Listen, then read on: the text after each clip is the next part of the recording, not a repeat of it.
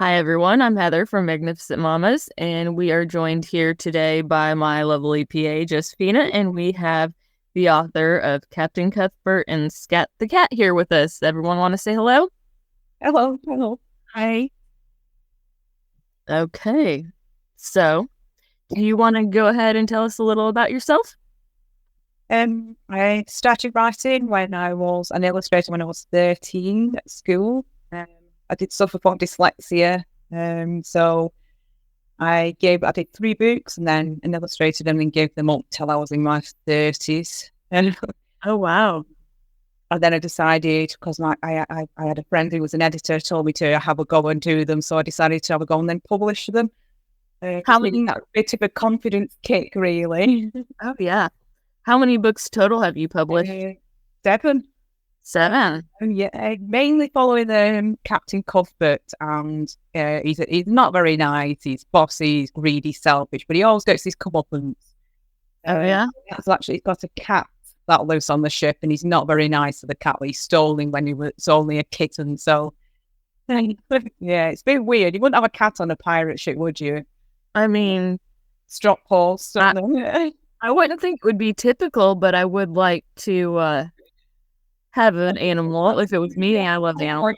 It's not very good. Strop horse on the peg leg. That would be hilarious. I bet a lot of people, if they thought about that, they'd get a kick out of that. Give me just a sec. 2 seconds, please. Sorry. Sorry. I'm so sorry. Give me just a second. Josephine, if you want to talk for a minute, I've got to grab something real quick. You said that you have 7 books and they're all about the same story? I've got them here, actually. Might make it a bit easier. So the first one I've got, this one is Captain Cuthbert, which tells how he became a pirate. They're so I've got the Cobra Gem, which he gets this relic, which is called the Cobra Gem, which grants him any wish, which definitely goes wrong in the hands of a greedy, selfish pirate. Oh, those are so cute. And the Captain Cuthbert's robot, which will follow any command of the master. This one's quite funny. And so that one's, I like that one. That was a good one. And then I did a Christmas one, but he's not very nice, Santa. He steals kids' Christmas presents.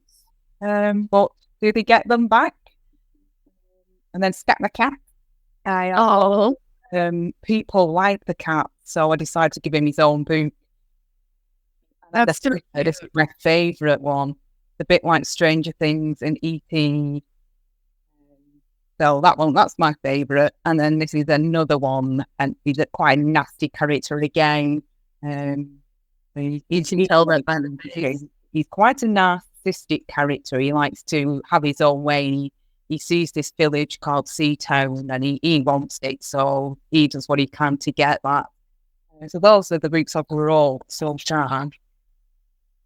I'm so sorry about running away, by the way. Sorry. I just want to get my stuffy back. Very cute. No. So, do you have cats too then, or? Yeah, I used to work at a vet.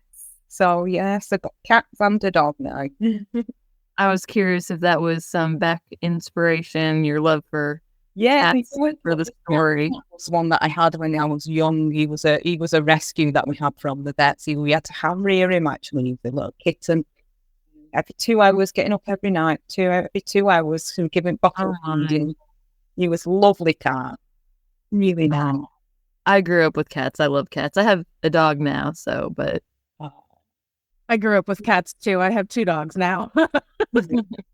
Yeah, my husband likes time when I was little, because working at the vets, you take them home to foster, then you keep them. Yeah, I would be in trouble working in a place like that because I would want to take every animal home with me. And I live in the country, but still. My husband already says that. Like I already bring home every animal that I see. We have chickens and ducks too, so I need. That's awesome. I need some chickens. Oh, you can totally take mine. Yeah. So let's see. I don't know what you guys discussed when I ran out there real quick. just the titles of the books. And she was showing me the pictures. Or not the pictures, the books. Yeah. What would you say your books, what age range do they gear towards? They're a bit from 4 to 8. 4 to 8? Yeah. I think key area would be 5 to 7, but yeah, about 4 to 8. I did read them in nurseries before, and they really enjoyed them, so that's why I aged down a little bit. But I have had 8-year-olds read them to their siblings and things. So that's awesome. Promoting literacy, that's great. Where can you buy your books? Sorry, what was that? Where can you buy your books? They're on Amazon. Whenever? Yeah, under Captain Cuthbert and Scat the Cat. It'll come up straight away if you put that in. I'm totally going to write that down so that I can buy them from my 6-year-old. Oh, thank you. Would you say boys and girls alike both enjoy your books? Or do they go more towards boys? I think Scat the Cat tends to be more for girls. I think but there's an element of both in all of them, because I think the cat's really appealing to the girls. I've found. I have found a lot of the lads like the pirate part of it. Yeah, that's why I asked. Pirates as well, and so it's interesting. It's actually quite interesting. That's awesome. Let's see. Do you have other books you're working on right now? Not at the moment. I've been concentrating on illustrating. I sell illustrations on gifts and products at the moment. Okay. I used to think something called Redbubble, and you just upload them and they sell them on different products and stuff. So I've been doing that a little bit. That is awesome. Sounds like it keeps you busy. Yeah, definitely. Sorry, I'm a little. I've had a crazy morning. I'm sorry. Let's see. Do you plan to add more into the series? I think so in the future. Yeah, in the future. I've adventures. I had a little bit of a time where I was doing illustration, because I'm trying to do some workshops to teach children how to draw. Because of my experience at school, I had a bad experience at school, and I found that people were creative weren't given the opportunities to show off the work. So I'm quite passionate about that. So that's why I'm doing some workshops with children, going into schools and doing it for free. But I just want kids to actually appreciate their skills and not have failure issues like I did. Oh, understandably, completely. Now they're illustrating at the moment. Yeah. That's awesome. That is so great that you do those workshops. Cartoon draw-alongs and things like that, so they can take part. That is awesome. And that's a way they can express themselves. Yeah. Just let it out no matter, and not have to worry about how everything is perfect or whatnot. That's awesome. So you do that in the area you live in then? Yeah. I've done some online. I think I've done 40-something draw-alongs on YouTube, so they're available to anyone, any children who want to get involved. I've encouraged people to send them to me so I can show them off. What's the link? I was scared. I did a boot festival, and I thought, right, I'm going to go ahead. And the night before my festival, because I organised this festival, I thought, everyone said, do a cartoon workshop. I said, no, night before, 7 o'clock, right, I'm going to do it. So I did it. That's awesome. This little girl came. I'm so glad I did it. A little girl came. She had dyslexia. And mum was really, really struggling because of the diagnosis. And she was absolutely fantastic. Her artwork was fantastic. So I engaged with her over the creativity side. I think she was 6 or 7, but drew like a 10-year-old. It was absolutely brilliant. So she's going to come to her next cartoon draw-along. So awesome. What's the website for that? Very talented. I think the people with dyslexia are talented in it, visual, creative.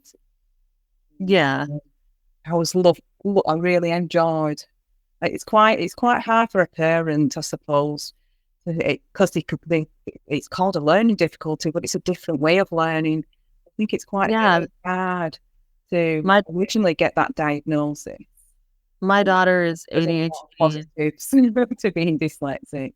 Yeah, my daughter's ADHD and she's dyslexic and she's 15 and I homeschool her. And it can be a challenge. We don't medicate for the ADHD obviously, but yeah, anything can be a challenge, and then you worry about bullies and Yeah. people like when you're in public school. Yeah, it does. Not understanding Yeah. how it is. It's rough. For sure. Yeah, but there is a lot of skills as well that you get at different as well. It only took me a long time to learn that though. Yeah. That's awesome. That is, I think, honestly, more people should be aware of stuff like this and more caring than they are, because I think a lot of kids nowadays get picked on for being different or whatnot when we should be embracing the difference. Definitely. Building up people and not tearing them down. Exactly. Yeah. And that's something I'm very passionate about.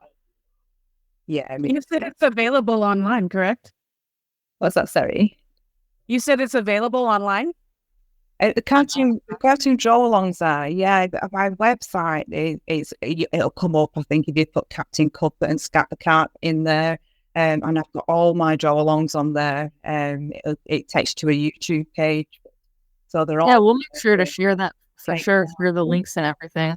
Yeah, for sure. I think it's around 40, and I want to do some different types of cartoon, like more workshop types rather than just a step-by-step draw along as well. So. When you do your drawings and workshops, do you still stay with like the younger age group, or is it? It was strange that I put it on the first one at this festival that I ran, and adults came, which I was really, really happy about. Awesome. I think my age group would be usually children. But I've had quite a few adults say, "Can we come to this next one that I'm doing?" I said, "Yeah, of course. I think everyone should enjoy doing cartoons." Oh yeah. Oh, I think that's something you never stop appreciating. That's my 2 cents on it. That's awesome. That would be a good book for teachers to read in their class as well. Your books and your YouTube channel. First school visit coming up on the 7th of March, World Boot Day. I'm very, very nervous. It's World Boot Day? Yeah, I think it's 7th of March. I'm really nervous. I'm just going to do the same as we do a bit of a cartoon workshop and keep the conversation very brief and just get straight onto the activity. Well, that's the fun part, isn't it? Yeah. That's awesome. Getting the kids to send me the pictures so I can promote them and get people to send some nice comments and stuff to boost the confidence and things like that. Yeah, that'd be awesome. That's important. Yeah, definitely. So, Josephina, you think your kids would like reading books like that? Oh yeah, for sure. My 6-year-old already is really trying to get into reading. He's struggling a little bit with reading, so I think that him reading those books might boost his confidence a little bit, especially since they're for his age range. I really think that he would enjoy them. And he, of course, loves pirates, so, that's always a plus. They're quite funny because he gets his comeuppance. Some of them are quite funny. So, yeah. It's awesome. Some books, for children's books, I've noticed, especially here lately, some are just trying to entertain, but the ones like yours where it's, everyone wants to entertain. I'm trying to word this right. Sorry. Where they're actually the backgrounds in it. Am I making any sense? Like life lessons. Yes. The life lesson. Yeah. So, I have got some characters about friendship as well. So there is a lot of difference in the different types of characters that I've got in my books. So yeah, but they're quite fun. But there is an element of adventure and sci-fi. I love sci-fi. Yeah, I like the fact that I like having the baddies in there, so they get the comeuppance in their end. I like that part. Would you say so? I'm trying to word this right. So there's a lot of people like faith-based that are particular about what their children read. Would you say like it would like Christians would approve of it, for their kids to read? Yeah, I don't think there's anything that they would disapprove of in there. They're tailored definitely for children. Yeah. Well, I was trying to word it right because, I don't want to disrespect anyone's religion or anything like that, but I want to... I can't see that would be anything. No, I can't think that would be anything in there.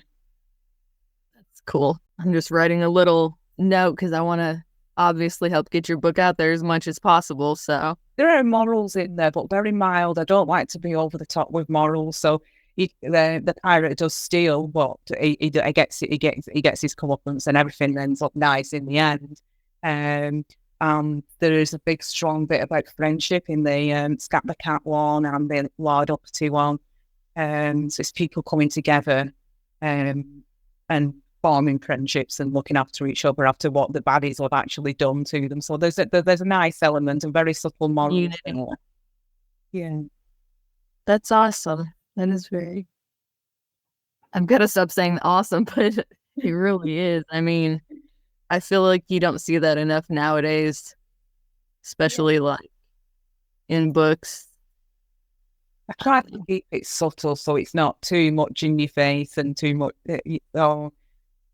That's the way it should be now. I feel like the mind a bit more, a bit subtle. Do you feel like it's an easier read for those struggling with dyslexia? Yeah, I think one of the books I've done is I've got some rhyming in it, and I realised when I was young, I found I could read Dr. Seuss books, and also the other books. Then I worked at a nurse, and I was terrified of reading out loud, and I read the Gruffalo books, and they were fine. So the rhythm and the rhyme in the Captain Cuthbert and the Colbert Jen one, it is really easier to read. And it's just on the fast action scenes. I tend to use a bit of rhythm and rhyme on those, so it gives it a bit more excitement. So I think it does. They are quite. There are not loads of words in there, and it's more pictures and more engaging. Storyline. It's not massive. I'll just open a bit actually. Kind of go down. Or just show you briefly about the something. Very tiny amount of writing on each mainly picture focused. I found that when I was young, the picture focus was something that so exactly anything on that one. There are some with a lot more writing on, but I found I could engage with a picture and then definitely you definitely do. You get, and then the writing enhanced that. I can tell that definitely the pictures are amazing. Did you do the artwork too, or? Yeah, I illustrated them. That was the bit that I was always okay with at school. The writing was a challenge for me. Took me time. Well, as someone with dyslexia, I don't know if this is an explanation. We see things visually, so when we read, we picture things. So words like there too, and all the in between words, don't lose your train of thought. As well, when we see things visually. It can help when you I can do characters from different angles. I can do different scenes and things like that. But the writing part I struggled with, because when I was younger and wrote on paper, it just made absolutely no sense. When I wrote on a computer, I realised it was a lot easier because everything comes out at once, so it makes total no sense. On a computer, you can move it around and edit it and change it, grammar and spell check, and keep reading over it. And that's what helped me But I'm different to most people. Yeah. I do approach it differently I will do a picture board first. I'll get brainstorm, think of a few ideas. What's the story? Is it going to be sci-fi? Is it going to be aliens? Or and then I do picture boards. So I'll just draw characters and do the picture boards, and I put the words on the story and write at the end. That's awesome. Completely different to other people. And I always thought it was wrong, but I think it's better to learn and do things how you can feel comfortable doing that. And that's something I learned. I was so constrained in school, thinking I can't do this. I've got to trying to do it, but I was trying to do it on other people's way. Whereas I found my own way of doing things. Like I can't. Visual and action, written instructions. I struggle with or anything. Like following a tutorial on a video, fine. I'm working fine. I'm working on a series right now, and like everyone's like, "Oh, you need to work on the first book and then the second book," and I'm like, my brain is not wired like that, so I'm hopping between stuff because stuff is, obviously connecting. Yeah, and I've got to make it connect at the right points. It's like my brain doesn't work. It all down, stick it down. Sure. Yeah, yeah, like all over. Definitely. That's awesome. I liked how you mentioned the visual learning. Like I said, my daughter's dyslexic and ADHD, and I know when I've tried to, she's working on homework, and you say, "Hey, take notes." Like if she's writing notes, but it doesn't work. If she's putting it on the computer, it's a little easier. But I like the idea of the visual, like maybe, for instance, for kids struggling like that, drawing something would help them. Sorry, I interrupted there. I didn't mean to interrupt. She's just making clicky noises with her toes on the floor. I thought she was ruining it a little bit. Oh, no, you're okay. I was just talking about the visual learning, and I mentioned how my daughter was ADHD and dyslexic, and I said maybe instead of like writing notes or typing notes on the computer, drawing a picture, might help with the memory thing in her head. Since everyone's brain is wired differently, that's something I don't think I would have thought of myself. I always have to learn from, so there's things I didn't know how to do on the illustrations because I usually use Photoshop to draw things, and then I put them into Photoshop and colour them in on Photoshop. And I wanted to do a scene with rain, and I didn't know how, and the lightning, and I didn't know how to do it. I could not follow up. There's no way I will be able to follow written instructions. So I watched a tutorial on YouTube, and it tells you step by step how to do it. So I don't know which book in the Scat the Cat one. And it showed you how to actually do lightning and things. So wow. There's no way, absolutely no way that I would have been able to draw, but to be able to do that unwritten. For written instructions? Yeah. Yeah. Yeah, there's no way that I would be able to either. No. It's like reading instructions from IKEA. Sometimes you have to be able to see it. Yeah. See, that's the thing that's so great. Like you have your YouTube channel with, your videos and stuff on there, your workshops, you said, right? Yeah. And to be able to go online to see something to learn how to do compared to like written, I mean, that's an awesome thing for the younger generation and the generations with differences. I think that's... I have done a read along of that so people can listen to the YouTube video with me reading that one out. And full pictures, you don't see me on it, it's just full pictures. Yeah. And so, it's a read along on that one. It's just a free one. Saves the parents reading the bedtime so they can enjoy it themselves. That's awesome. I like that idea. I like that a lot. Yeah, we'd love to share that on the website if you don't mind sharing your video. Yeah. That would be great. Encourage some younger readers to check it out, and the more visual ones for sure. Yeah, my daughter, she likes to read, but she also prefers to listen to them sometimes. So, I mean, she's 11, so she's into Percy Jackson, and like don't diss on Percy Jackson. Percy Jackson is cool. No. I'm not dissing on Percy Jackson. Okay, I love me some Percy Jackson. I'm just saying, like for her age group, like she's into like the older, like chapter books and things. Young adult. So she is like wanting to listen to them, but so I got her the Libby, like Audible audio. It's like it's Libby, but it's for like library books. Yeah. And you can listen to audiobooks on there. So I got her that so that she can listen there. But if she tries to find stuff on YouTube all the time for like read-alongs or like just someone reading the book out loud so that she can listen to it. And so that would be a really good idea for us to be able to share. Yeah, I agree completely. My daughter listens to audiobooks more than reading paperback books or ebooks. And every day, like once she discovered she could do that, like every day, all day long, she's got earbuds in her ears listening to stories. I'll hear her laughing at the stories and whatnot, getting emotional when, you know, something major is happening. She'll be doing dishes and listening to her books. And it's awesome to be able to see somebody, you know, enjoy the books and literacy so much and what you're doing, like having the read along. I think that's just amazing. A lot of people would appreciate being able to sit there and listen to the story. And even, you know, like homeschool moms are always looking for, you know, read along type things that they can listen to with their children. Yeah, especially the younger kids. Yes. I'm in a lot of homeschool groups and I've seen that quite a bit, looking for, you know, books that they could read along with, listen to.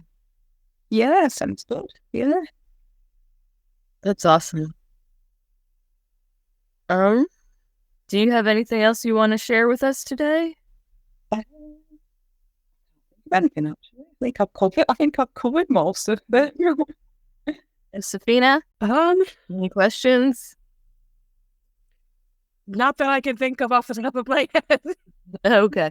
Well, we'll probably go ahead and wrap up here. We'll make sure to share all your social media and links to your book and everything so that everyone can check it out. Oh, thank you. Very excited. Thank you very much. You're so welcome, and thank you for joining us today.